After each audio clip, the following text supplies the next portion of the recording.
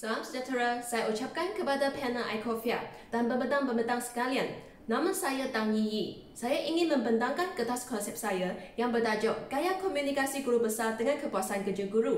Mari kita lihat abstrak. Gaya komunikasi guru yang berkesan dan efektif mampu memberikan kepuasan kerja dalam diri guru, yang mana merupakan faktor utama kejayaan sesebuah organisasi sekolah. Kelemahan gaya komunikasi guru besar merupakan salah satu punca utama yang menimbulkan rasa tidak puas hati di kalangan guru akibat kegagalan menghantar mesej dengan tepat. Tujuan kertas konsep ini adalah untuk membincangkan tentang gaya komunikasi guru besar dan hubungannya dengan tahap kepuasan kerja guru. Dapatan kajian lepas menunjukkan bahawa gaya komunikasi guru besar memberi sumbangan kepada kepuasan kerja guru. Kertas konsep ini memberikan implikasi kepada pihak KPN, JPN dan PPD sebagai bahan rujukan dalam penyediaan kursus kemahiran komunikasi pemimpin dan menjalankan peneguhan serta pengukuhan terhadap pengurusan sekolah. Secara kesimpulannya, gaya komunikasi guru besar yang berkesan dapat meningkatkan kepuasan kerja guru supaya program sekolah dan proses pemenjadian murid dapat dijalankan dengan lancar demi mencapai matlamat yang ditetapkan. Berdasarkan ajakan pendidikan kelima dalam PPPN 2013 hingga 2025, KPN berinspirasi memastikan kepimpinan yang berprestasi tinggi ditempatkan di setiap sekolah. Guru besar merupakan pemimpin yang tertinggi dalam pengurusan sesebuah sekolah. Komunikasi merupakan fungsi teras dalam kepimpinan. Mereka perlu menguasai kemahiran komunikasi untuk memberi arahan, meminta mesej dan mengagihkan tugas kepada para guru. Menurut Hoy dan Miske 2001 bahawa kemahiran komunikasi merupakan alat asas yang penting bagi pentampil yang efektif. Guru besar perlu menguasai kemahiran komunikasi untuk meningkatkan hubungan interpersonal dengan para guru dan budaya sekolah. John 1998 mengatakan bahawa terdapat 4 tugas utama bagi seseorang guru besar, iaitu memimpin, mengurus, menjalinkan hubungan luar dan menjalinkan hubungan sesama manusia. Ini bermakna guru besar perlu berhadapan dengan manusia semasa menjalankan tugas mereka. Jadi, guru besar perlu menguasai kemahiran komunikasi untuk menyampaikan mesej dengan tepat dan jelas. Smith 1998 menjelaskan bahawa sebuah sekolah yang beriklim positif mempunyai ciri-ciri seperti suasana kerja yang positif dan hubungan sosial yang baik antara warga sekolah. Dengan kewujudan suasana kerja yang positif dapat meningkatkan kepuasan kerja guru. Sekarang saya ingin memperkenalkan tentang teori komunikasi organisasi. Menurut Seifert, Dewey dan Bisek 2006 bahawa komunikasi organisasi adalah proses pertukaran maklumat dan proses membuat keputusan antara pengirim dan penerima dengan kesan positif dalam peningkatan keberkesanan sekurang-kurangnya satu daripadanya. Ini bermakna penerima perlu membuat maklum balas terhadap mesej pengirim. Maya 1982 menyatakan komunikasi organisasi adalah daya pusat yang membenarkan penyelarasan antara orang dan membenarkan tingkah laku yang teratur berlaku dalam organisasi. Kita dapat lebih memahami isi hati atau tingkah laku seseorang melalui proses komunikasi. Berdasarkan Pekovic, Jenijevic dan Bigosevic 2008, bahawa fungsi komunikasi dapat dilihat secara jelas dalam 4 bidang pengurusan, iaitu kawalan tingkah laku pekerja, motivasi pekerja, pembangunan hubungan interpersonal dan membuat keputusan.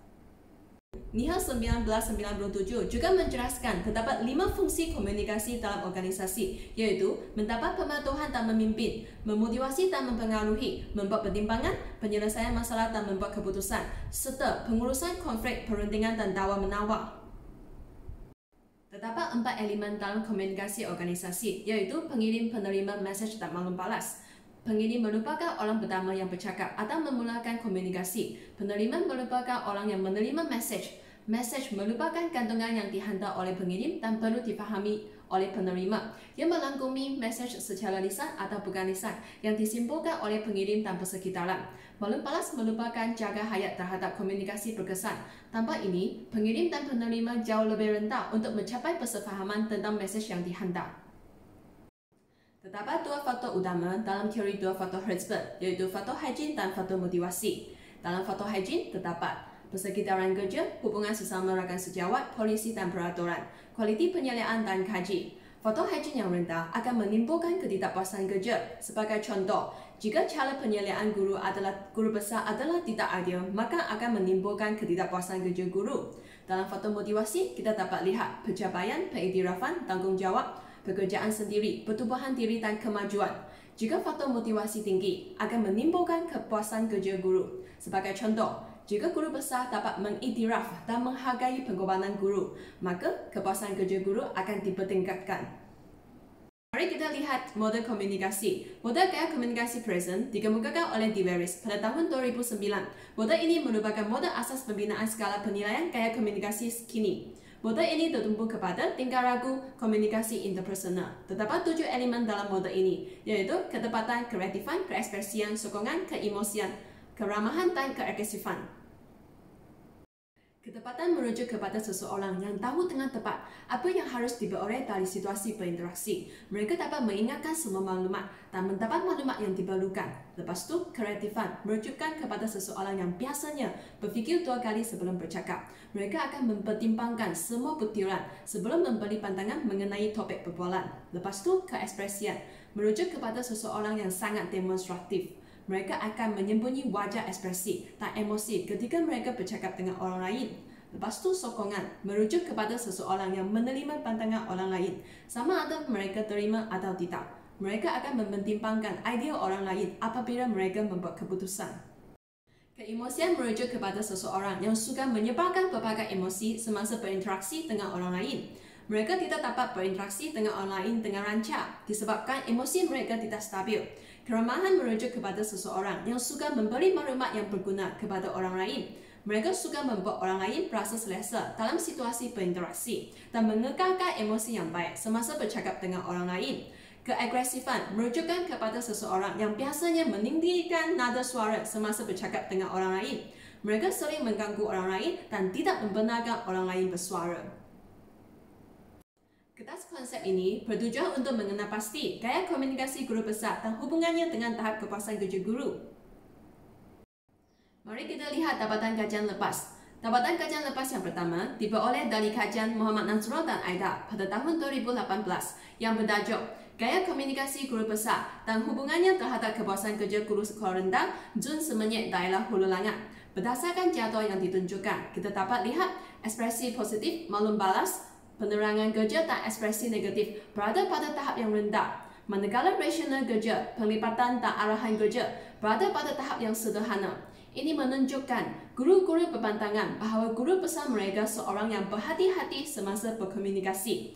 Mereka juga memahami bahawa amalan komunikasi yang negatif adalah amalan yang tidak sihat dan tidak disukai oleh guru-guru.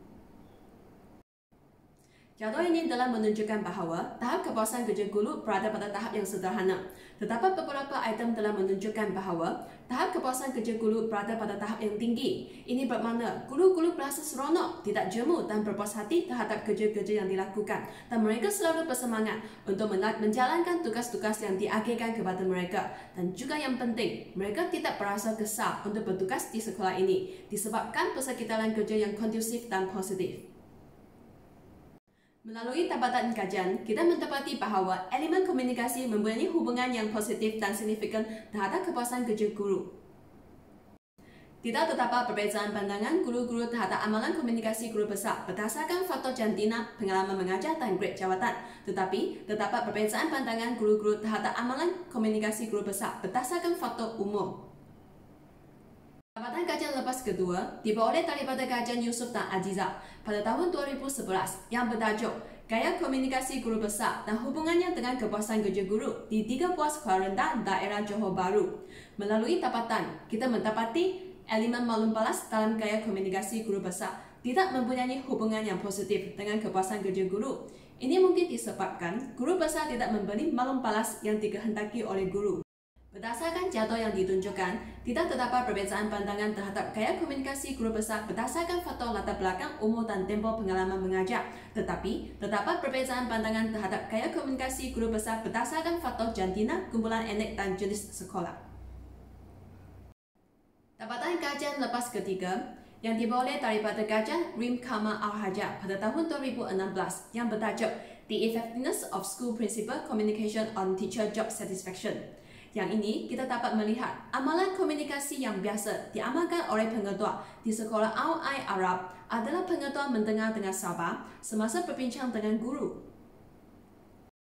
Dapatan kajian lepas keempat diperoleh daripada kajian Asranagun Engine pada tahun 2015 yang bertajuk Teachers' Expectation and School Administrations, Keys of Better Communication in Schools. Dapatan kajian menunjukkan bahawa kemahiran komunikasi pengetua dikemukakan oleh 11% guru.